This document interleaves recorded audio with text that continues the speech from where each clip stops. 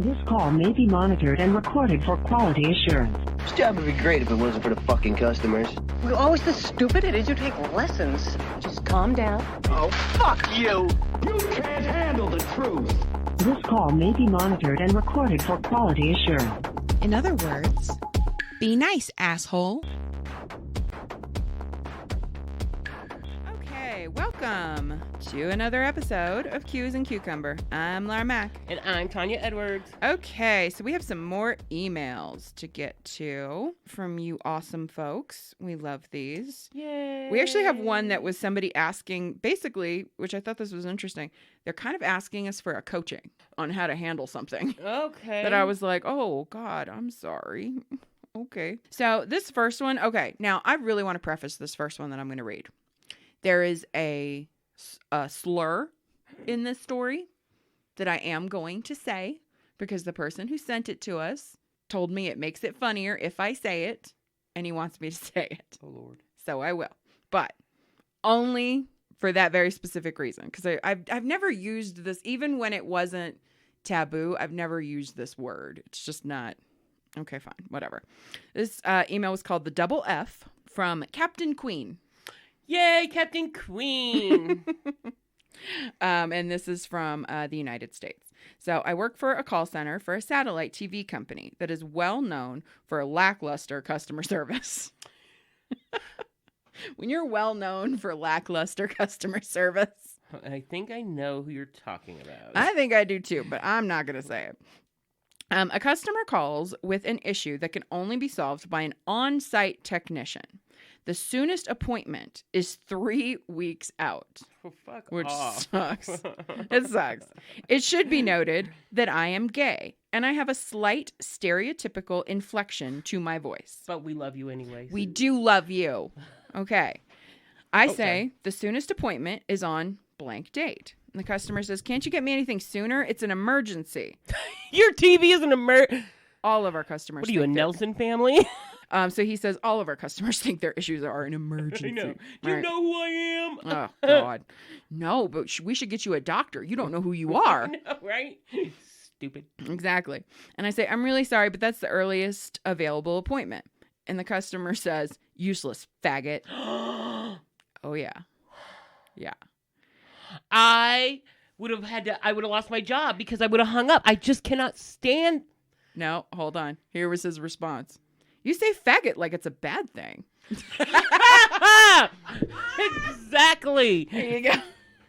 And the customer says, fuck you, and hangs up. My supervisor, who had been live monitoring the call, cracked up laughing. I did get a note on my file basically telling me I'm not supposed to use that slur or any others just to avoid any issues if a higher supervisor monitors that same call. However, my immediate supervisor found the whole thing hilarious. I would have pulled you off the phone and bought you a soda. Thank you. I would have because I'm so sorry. I tell Why? my agents all the time, I remember being on the phones and I remember taking some crazy ass abuse from people so that I could keep my fucking job. Right. And me and my mouth, it was really hard to not say something back. And sometimes people just right, because they're just miserable, rotten ass fucking people. Yeah. But yeah, I know I would have pulled you off the phone like, hey, let's go, get us a soda or something. You want a coffee, whatever, and we would have hung out and just kind of, because sometimes that can be a little unnerving for the agent as well. Absolutely. Like somebody just called me that, but I think he handled it beautifully. Like that's. I wouldn't have, honestly, if I were I will be straight up honest in this situation. If I were your QA, I'd have been like, oops, I need to find another call to I wouldn't have listened. I would not have scored that thing. call, but I probably would have came out on the floor and brought you some candy. You say faggot like it's a bad thing. Right, like I love that. Way to turn that around. Right, It's like the agent that I had that as a human, I loved what she did, but as a QA, I was like, oh, damn it, why did you just do that? So quick lesson on collections. The FDCPA, the Fair Debt Collections Practices Act, says that anything a customer considers to be harassing is harassment, right? Mm-hmm. So in collections, it's a lot of just phone calls and leaving messages. You're just trying to reach people, right? So this fucking asshole has on his outbound voicemail message a message that says, thanks for calling, blah, blah, blah. My name, this is yada, yada, whatever, leave a message after the beep. And then he goes, unless you're a fucking Mexican. Right? And then he goes off on this tangent for about a minute on his outbound voicemail, right? About Mexicans. Your mom is so proud. You fucking... I know, right? Ugh, just so proud. And I'm getting verklempt. I'm getting verklempt over here. So my agent leaves this message. Hola, my name is Michelle. Right? It would have been. And I almost pissed myself. I was like, Mira, we need you to make a payment. Like, I would have. Mira, we need you to make a payment. Like, The Banco de Estados Unidos. Like, hola. ¿Dónde es a credit card?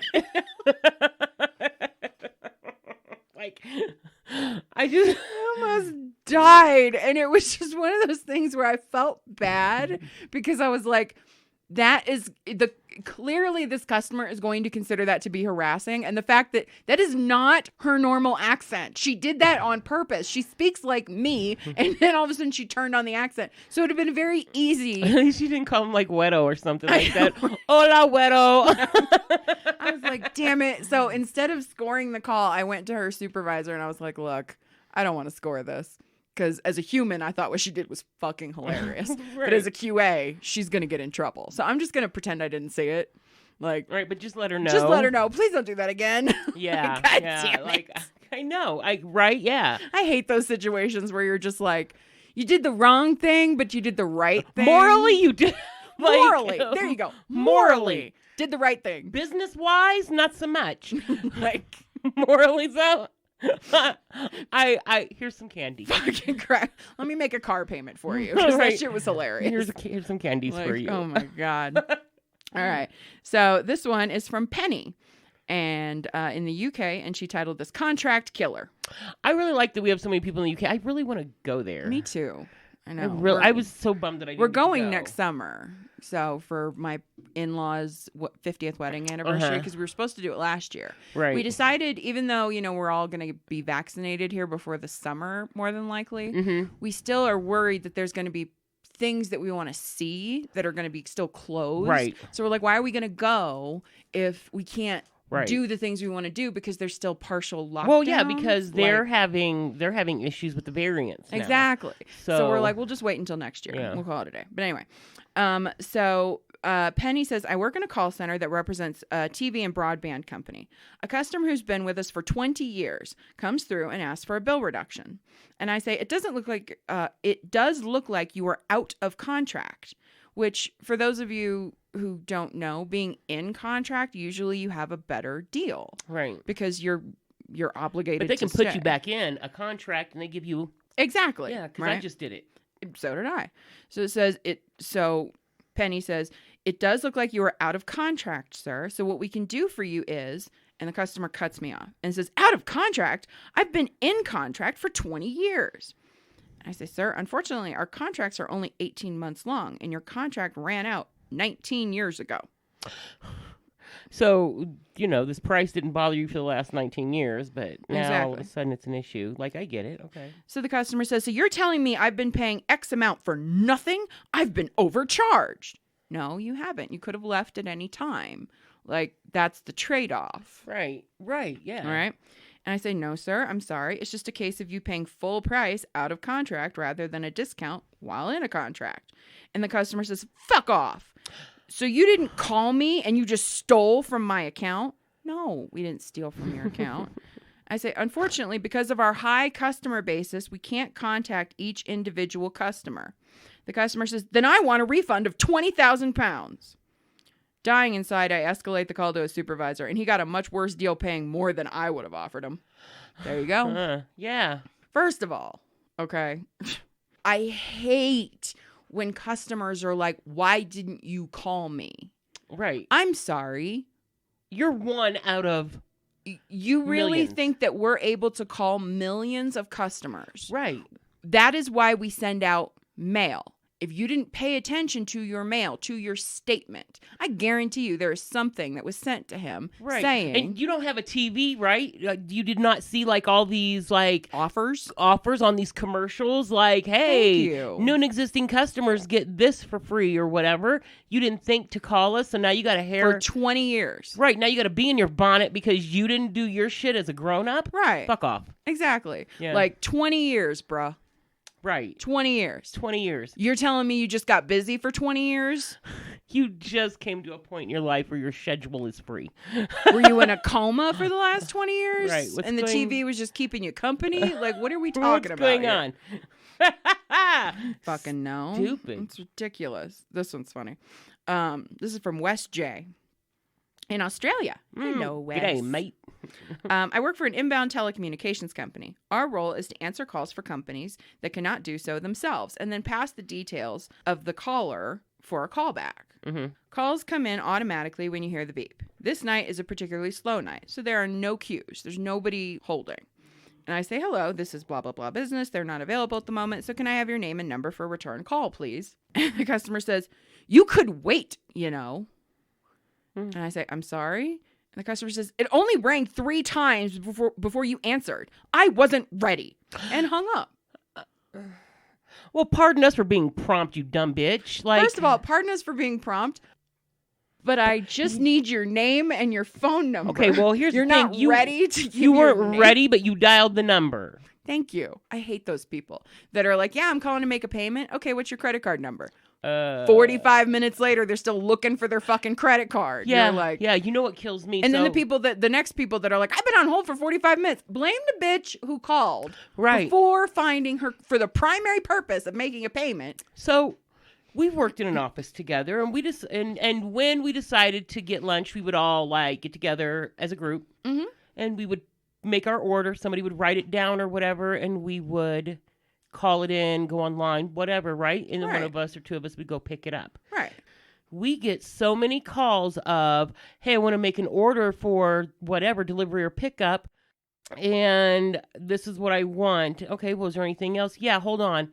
Hey, Mary, I'm ordering from Bob's Burger Shack. Do you want anything? Why didn't you ask And then, beforehand? hold on,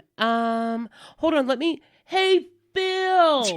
Hey, Phil, me and Mary are going to order. I mean, and the call goes on for like 15 minutes because you didn't have enough fucking sense to ask your little work buddies if they wanted something too. People drive me crazy. Yeah. Oh, you're getting it. Do they have, so it's Bob's Burgers? Yeah. Do they have pizza? I want to get a pepperoni calzone. Instead of Bob's Burgers, can we order Domino's? No, I don't want to do Domino's because...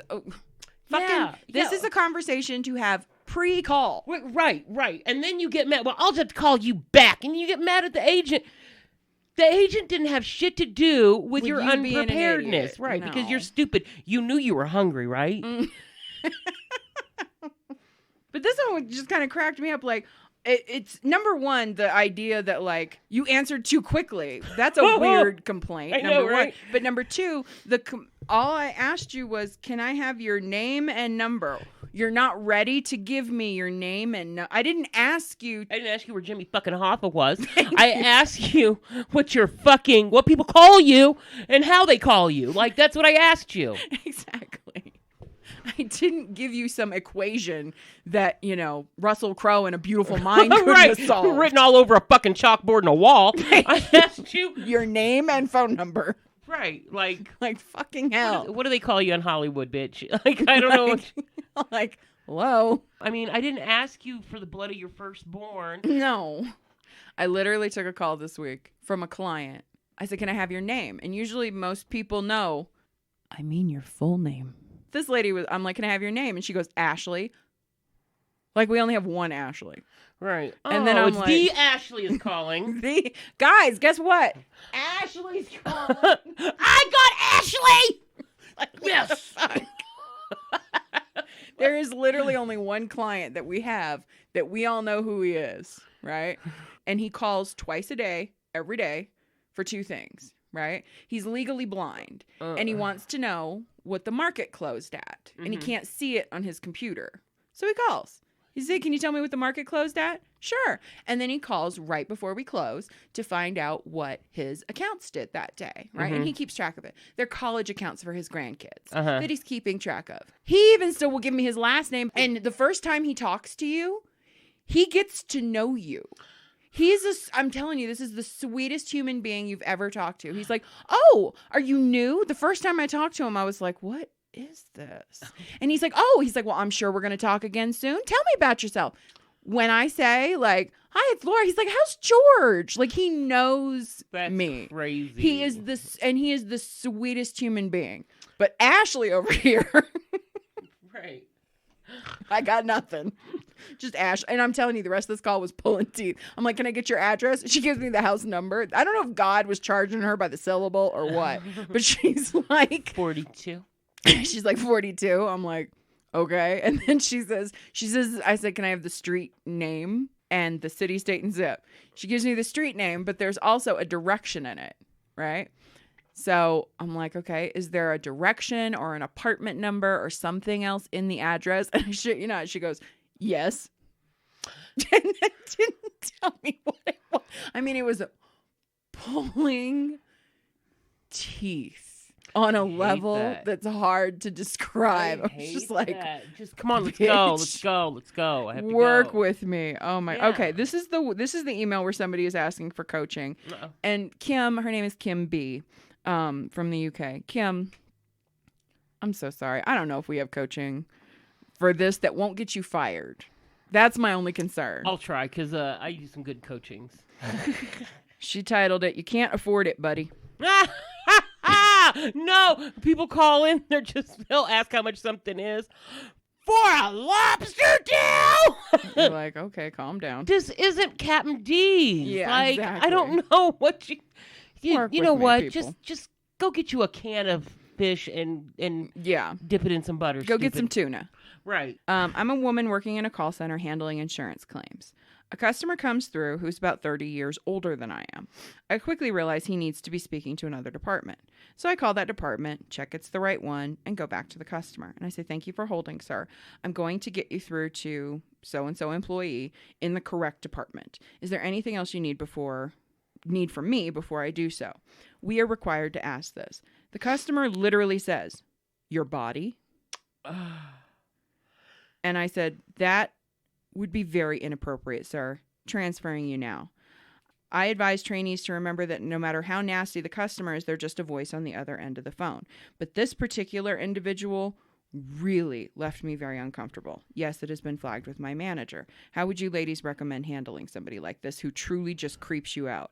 Honestly, the way you did. Yeah, that's the only thing you can do. Shut it down. Because I can't say the name of the place. Mm-hmm. But it's a fairly known chicken place, known for its busty waitresses and tight shorts. Mm-hmm.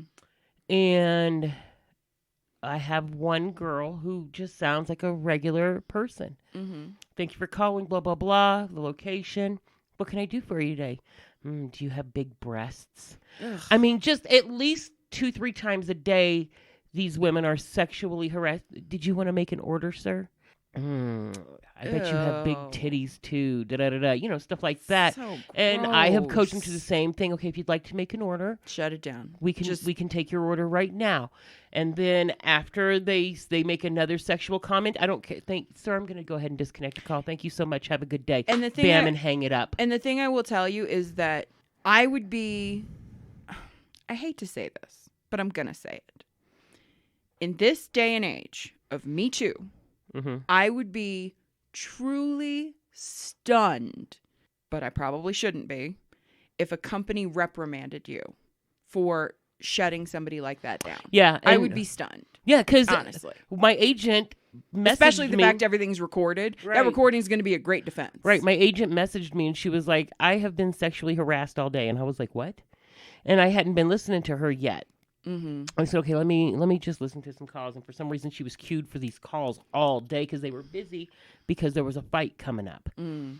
So she was taking these calls, And, she would take a couple of calls. They would be great. And then out of the blue, she'd get one where somebody was being nasty. Can you put all dudes in that queue? Right, and just to get them off the phone. And I was listening, and I am in her, like, just in the call, in the call. Just, I'll take the fucking heat for it. I'm not going to have you over here. Oh, it's my phone. Oh, I'm like, what is that? Hold on, it's Andrew. Sorry, we had to do a quick little parent pause there. Okay, so this one, oh my God, this made my life. I love it. This one reminds me of a call I took early in my call center life at the cell phone company. Oh, Jesus. Makes me laugh. This is from Jason from New York. Hi, Jason. How you doing? How you doing? How you doing? All right. He says, I work at a small hospital as a switchboard operator. My office deals with all incoming, outgoing, and internal calls. We act as the answering service for all doctors associated with the hospital, and we track and call all codes and alarms. Sounds like a very complicated. I know. It seems like a lot. That's a lot, bro. The way my brain is set up these days. I know. Be like, I don't know. I say, thank you for calling blah, blah, blah hospital. This is Jason. How can I help you? And the caller says, I need to talk to my doctor. And I say, okay, what's the name of your doctor? The caller says, I don't know. You need to look it up. How do you not know who your fucking doctor is? This is the switchboard operator. I have 97 doctors, and I know all their names. But once again, this is the switchboard operator. Right, and so why would the switchboard operator know your doctor's name? If the switchboard operator has access to my medical records, we need to have a conversation, number one. Right. Like, no offense, Jason, but... Yeah, okay. I mean, that's a total HIPAA violation. Yeah. I say, I'm sorry, but I don't have that ability. There's no database listing patients of each doctor associated with us. I try to help him remember. Well, where is the office located? The caller says, upstairs. I literally look up thinking, that's radiology. Jesus, is that your doctor? I know, right? Upstairs of what building? There are multiple buildings on our campus, as a lot of hospitals have multiple buildings. Right. And the caller starts getting belligerent. Of the hospital. What are you, stupid? I say, sir, No, there are no doctor's offices in the main hospital building. Do you know which office building it's located in? And the caller says, why can't you just look it up and tell me who my doctor is? Stop being an asshole and just tell me who my doctor is. It's standard policy at this hospital that if a caller becomes rude or swears at us on the phone, we are allowed to hang up on them. Instead of hanging up, I transfer him to an office I knew was not the one he wanted. I transferred him to OBGYN. I would have transferred us to the morgue. Not the OBGYN. Okay. My favorite, and I know I've told this story too on a previous show, but damn it, I love it. It was so much fun. This guy was just early when I was working at the cell phone company. He got on the call. He was British. After about like 2 minutes, not even 2 minutes into this call, he goes, excuse me, young lady, I'm having considerable trouble with your twang. Your twang. I was like, my twang? And he goes, could you please transfer me to somebody with a basic grasp of the English language? I transferred him to the Spanish queue. Right? Like, here you go. Good luck now, bitch. Fuck off. My twang? Your twang. He'd hate to get somebody like me. It wasn't like I was like, thanks for calling your cell phone company. Like, what the yeah. fuck? It's not hee-haw here. Come on. Work with me. Ellie Mae Clampett answering the phones. Hey, Paul. I need to go back into the cement pond. Right. Like, what's this funny ringing box on here? Get the fuck out of here. Jesus Christ. Oh, my God. Okay. This is my favorite. This is the last one. This is another one from Canada. Hey. And I think that this person is calling back to an email that we got from somebody forever ago. And I think it made me laugh just as hard as it did this time. He says, hola from Canada.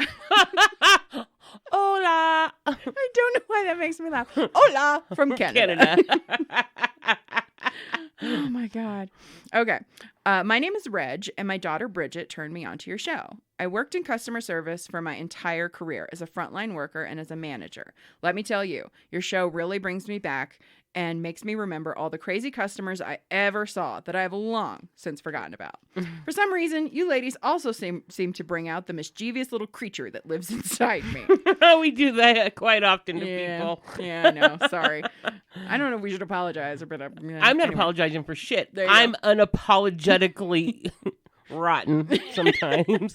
You are unfit. Unfit. All right. So Reg says, as a retired person, I have been bored a lot of the time, but you ladies inspired me to use my time for my own amusement.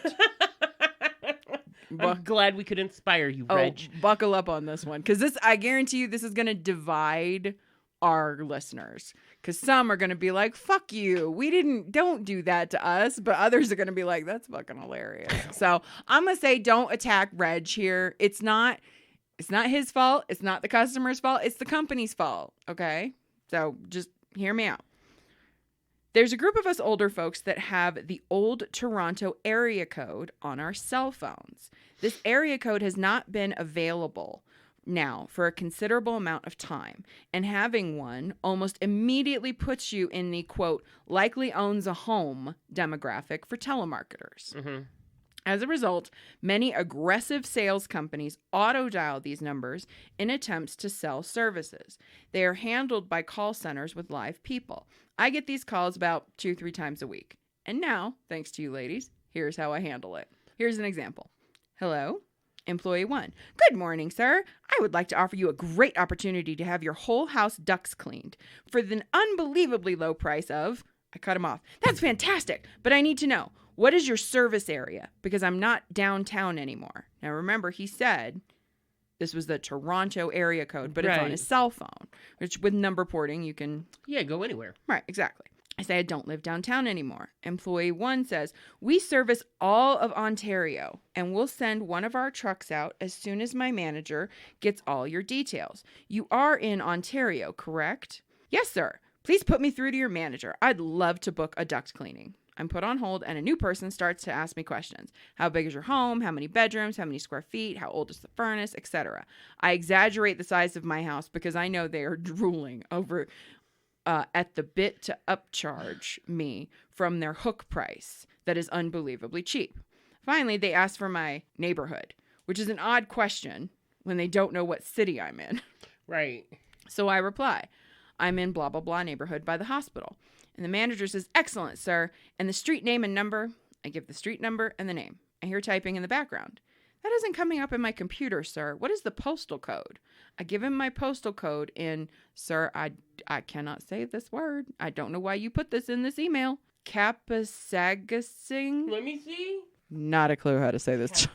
Tanya's looking at it like she's a cat, and somebody just asked her to explain the internet. And she's like, what? Kapuskasking? Oh my goodness. No idea. Kapuskasking. Kim Kardashian Ontario. Kim Kardashian Kangaroo Ontario. I got we're not making fun of where you live. That's crazy. We just don't know how to say it. I mean, because we have shit around here called, it looks like cake la powder and it's cash la poudre. Right. But I mean, you've got these towns in Arizona called Truth or Consequences. Right. And I know there's one in Canada called Medicine Hat. Like, right. Okay. All right. But it's spelled Kapuskasing. Gotta, my holy nose. I have no idea. About a 9-hour drive from Toronto. And the manager says, okay, that's coming up. That can't be right. I'm put on hold again, and a third person picks up. Good morning. I'm here to book your duct cleaning. We work between 8 and 5. I see that you have a 4,700 square foot house, and it will take us about 3.5 hours to properly clean everything. We can have a truck at your house by... Wait, something isn't right. Let me see if I make you the first stop of the day. If you're the first stop, the earliest is 5 p.m. What the... Sir, do you even live in Ontario? I give him my postal code again. Yes, I live in Ontario. The employee says, I'm sorry, sir, but I'm not sending 2 guys and a truck driving for 9 hours one way to clean your ducts, let alone paying for their hotel and then losing another day for them to come back. Get someone else to do it. And he hung up. The next day I got the same call center and we did this all again. So... For some reason, right, I think it's funny because I do the same thing.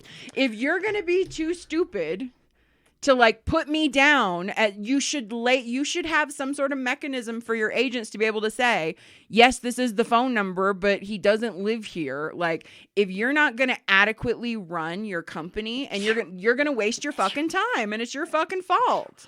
I keep getting text messages from random realtors. People keep offering to buy my dad's house. Right. So this one I'm like, said, to me. this one wasn't even for me. Hi, Laisha. I'm Jess with RHP Investment. I'm trying to see. Laisha? Yeah. If you have plans about 203 Countrywood Terrace, Warner Robins listing it on the market. So I respond back with shit like, yeah, I'm asking $376,845.67. It's a 2-bedroom, 1-bath, 900 square foot home. Are you in? And then when they don't message me back, I sometimes will fuck with them and be like, hello. Is this going to come in a cashier's check? I can be out by the weekend. Just shit like that. Just stop fucking messaging me. Well, I'm getting messages to me offering to buy my parents' home. See? And I'm like, I've never owned that home. It is not mine. I don't share their last name anymore. So now I'm fucking with them like, sure, but can you... I don't even own a house. Can you still buy it from me if I don't own it? Like... Right. Yeah. So there was one that was like, one sent me one a couple months ago and I was cracking up because I fucked with him so bad he got mad. Like I sent him the same bullshit message and he was like, and you own this home? And I was like, no, but those are just messy details. We can get past that. Those are messy details. Do you own the home or not? Like, you want to have sex? Like, are you a woman? No, those are messy details. Not technically. But I figure we can get past that. You just cut me a check and we'll, you can take the house. It's not mine. I mean, you're offering to buy it. I mean, it would be rude not to not to accept. I was always told to look a gift horse in the mouth. And all that jazz. Yeah. So it was... But that's what I do as soon as they message me. I don't know why that's making me laugh. Those are just messy details. Yeah, I mean, Will you marry me? Aren't you already married? Messy details. Messy details. I'm telling you, because I'll be at work and I'll be getting these messages like 2-3 times in a row. So I just decided to start. So, and the one I've been really fucking with. So I have been waiting for some calls back about doctor's appointments, right? Mm-hmm. And sometimes, for some reason, the doctor's office comes up and like a spam number or something. Right. I hate that. So I've been answering them. So I'll answer and it'll be like, this is a message from the Social Security Department, no, blah, blah, not. blah, blah, blah.